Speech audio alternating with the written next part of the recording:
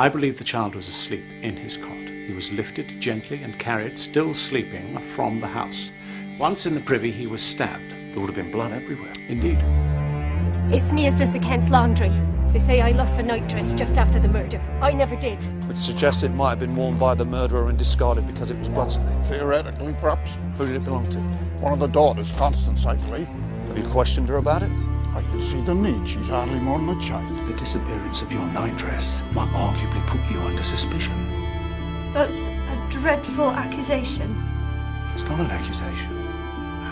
There's a trick of the detective, I suppose, to see my reaction. Could anyone else have got in here and interfered with the laundry, Sarah? Miss Constance did come here. I was only gone a minute. I'd like you to search the house for the nightdress. I already have. It must be there.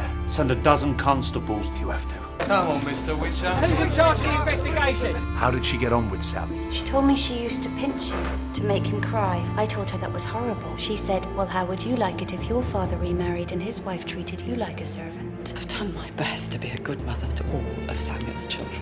Including William? I loved Savile. Much as you love William.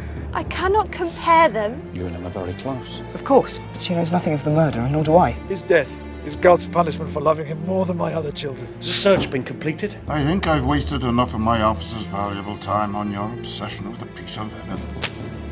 Foley never searched these grounds properly. She could easily have concealed it in the house on the night of the murder, then brought it out here the following morning. I find myself caught between pity for my daughter and horror at what you may have done. Inspector, I am innocent. I want you to imagine the night that Savile was stolen from his car. But the Home Secretary has urged upon us all the necessity for bringing this case to a swift conclusion. How does his abductor lift him from the bed without waking him? You're sending an innocent girl to the gallows.